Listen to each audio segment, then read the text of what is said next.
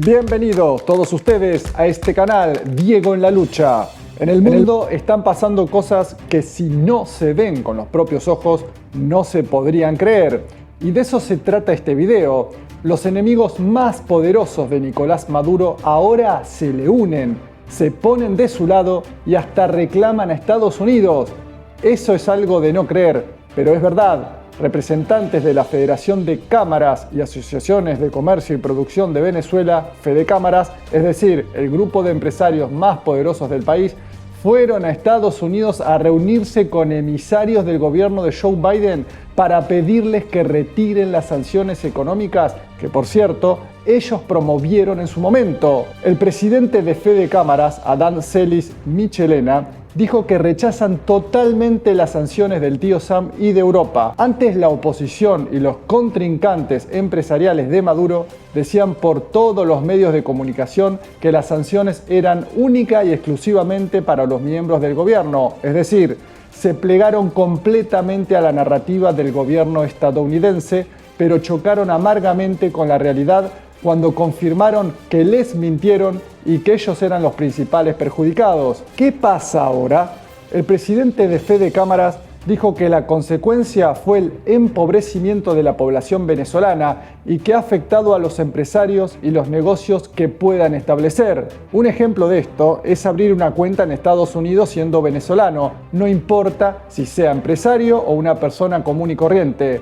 Es sumamente complicado. Esto ha hecho que ese dinero obligatoriamente lo reinviertan en su país y con la ley antibloqueo y la ley de zonas económicas especiales, ambas decretadas por Maduro, tenga un impulso a la economía venezolana, aunque parezca mentira.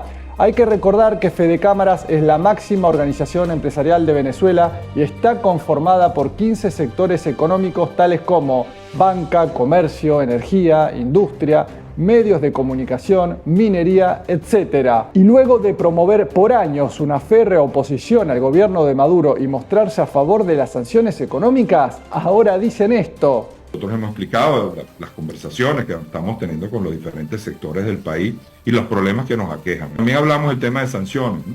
Las sanciones se han demostrado que no han logrado hacer absolutamente ninguno de los objetivos que tenían. Más bien lo que han logrado es empobrecer más a los venezolanos, ¿no?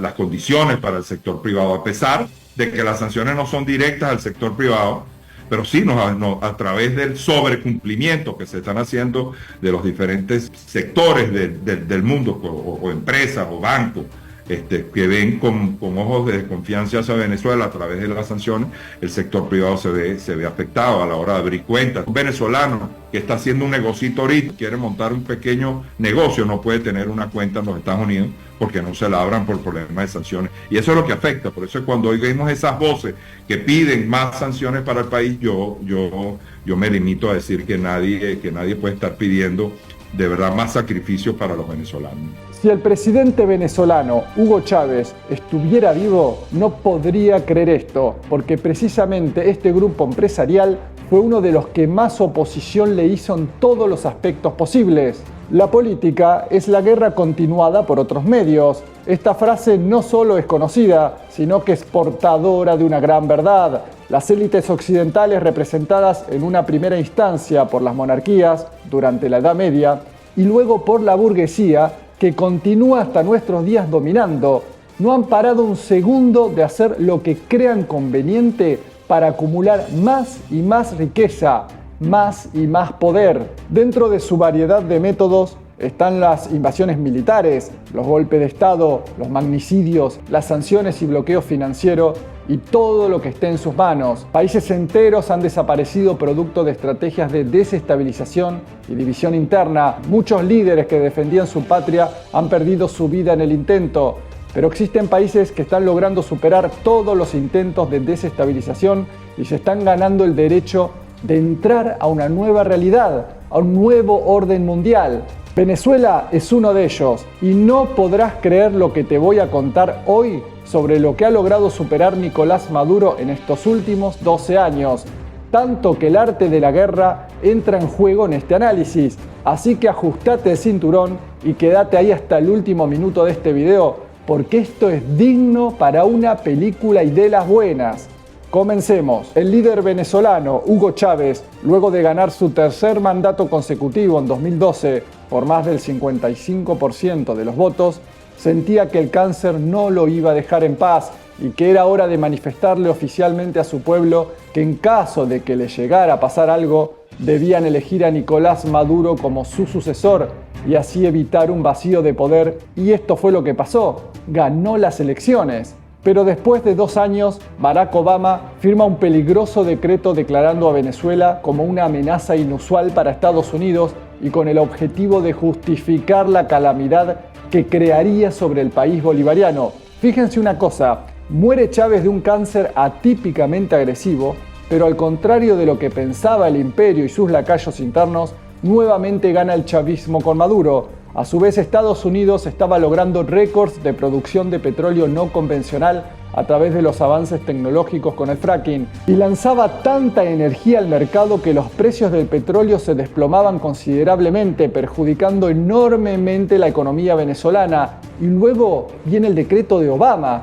Como ven, las élites ya preparaban todo el escenario y afilaban los cubiertos para el banquete que tanto desean, llamado Venezuela. Al ganar Maduro las elecciones, su contrincante, el oligarca Enrique Capriles, en un acto explícito de desestabilización, sale por los medios de comunicación a pedirle al pueblo opositor que descargue su bronca en las calles, y esto trae como resultado muertos y destrozos. Y esto era solo el comienzo de lo que se le venía al nuevo presidente. La campaña mediática internacional era de un bombardeo continuo tratando de ridiculizar a Maduro, tratándolo de tonto e incapaz.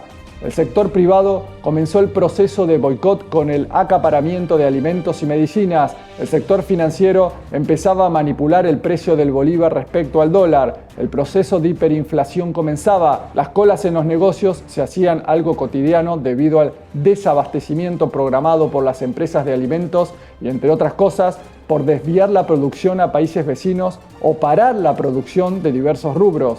La guerra política, económica y financiera no paraban de crecer en agresividad. Sun Tzu, en El arte de la guerra, nos dice lo siguiente: si quieres fingir desorden para convencer a tus adversarios y distraerlos, primero tienes que organizar el orden, porque solo entonces puedes crear un desorden artificial. La oligarquía venezolana no paraba de prometer que si ganaba las elecciones legislativas que se aproximaban en el 2015, se iban a acabar todos los problemas. Y ahora viene la pregunta: en ese entonces, ¿acaso no le convenía al gobierno que la oposición arrase en la asamblea? ¿Por qué? Porque sería una oportunidad única de exponerlos. Y así fue. Ellos ganaron por amplia mayoría y no mejoraron nada. Lo único que hicieron es tratar de desestabilizar al gobierno. Y ahora se viene una jugada de Maduro que es única en la historia política del siglo XXI en Latinoamérica. Escuchen bien esto. En el 2017, la oligarquía junto a Estados Unidos pensaron que era el momento de derrocar a Maduro, financiaron terroristas en las calles, el nivel de violencia de estos engendros era muy grande. Querían volver inhabitable el país, trancaban las calles, quemaban gente y destruían instituciones, algo parecido a lo que hicieron en Ucrania en 2014. Desde el chavismo se impartió la orden expresa a la Guardia Nacional de no reprimir, pero sí de contener las protestas, mientras Maduro estaba a punto de realizar un movimiento extraordinario. Sun Tzu nos dice: utilizar el orden para enfrentarse al desorden, utilizar la calma para enfrentarse con los que se agitan. Esto es dominar el corazón. Ya habían pasado varios meses y las protestas violentas financiadas por la derecha pro Estados Unidos no paraban. Por momentos se lo veía al presidente Maduro salir en los medios diciéndole a sus filas: conserven la calma, nervios de acero.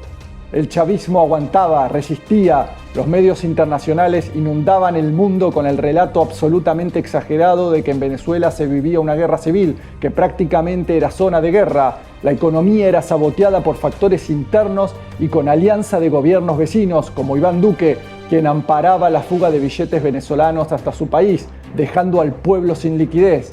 La economía se hundía. La propia clase media alta venezolana, que en un principio apoyaba las protestas, comenzaba a cansarse y a gritar en contra de estos mercenarios financiados y apoyados por las élites, porque su vida diaria también se veía afectada. Cuando parecía que el país se salía de control, Maduro saca la carta bajo la manga. utiliza un mecanismo constitucional e invoca una Asamblea Nacional Constituyente, o sea, se disuelve la Asamblea Nacional para invocar al poder originario de un país, para llamar al pueblo a que vote representantes de todos los sectores. La oposición se vio en un jaque mate, porque su relato era que Maduro no era un presidente legítimo y por lo que jugaba a la destitución. Y como Maduro llamó a elecciones, si ellos participaban, le daban legitimidad al presidente, y si no participaban, el chavismo ganaría el 100% de la asamblea. Jaque mate. Así fue, participaron más de 8 millones de personas en las votaciones y el chavismo logró el 100% de la Asamblea Nacional Constituyente, estrategia avalada por la Constitución bolivariana, y el país se pacificó de manera automática.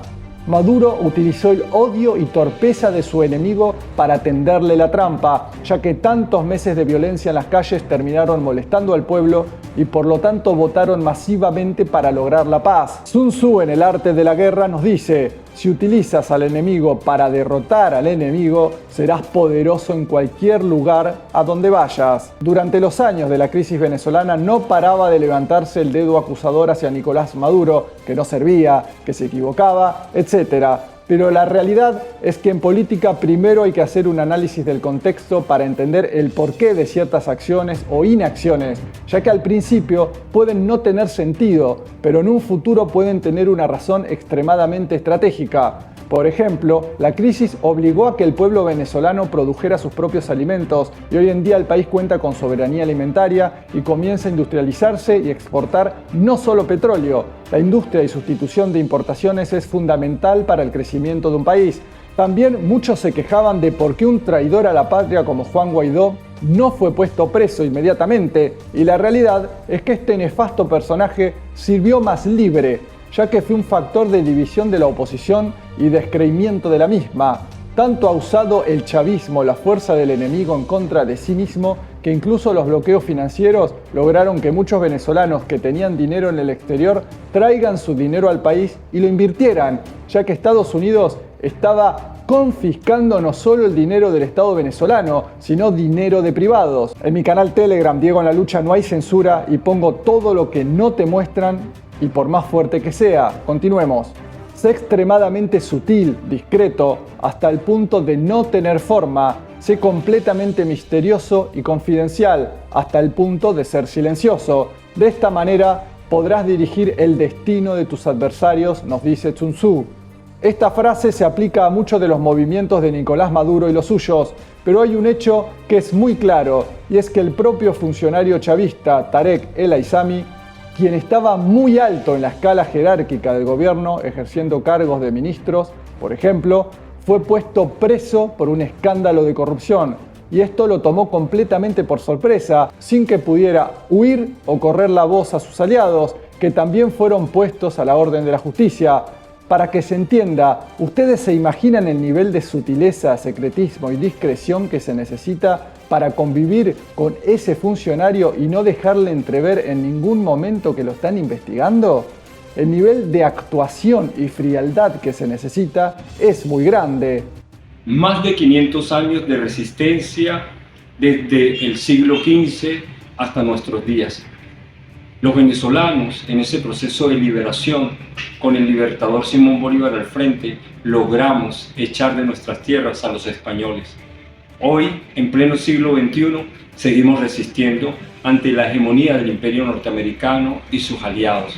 Hoy, con las reservas más importantes de petróleo del mundo y las riquezas que se encuentran en nuestro subsuelo, seguimos batallando. No han podido y no podrán. En mi opinión, Nicolás Maduro ha demostrado ser uno de los estrategas geopolíticos más importantes de los últimos 12 años. ¿Vos qué pensás? Leo tus comentarios. Te pido que te suscribas a este canal, actives la campana de notificaciones en la opción todas, eso es muy importante, le des pulgar arriba y compartas. Muchísimas gracias.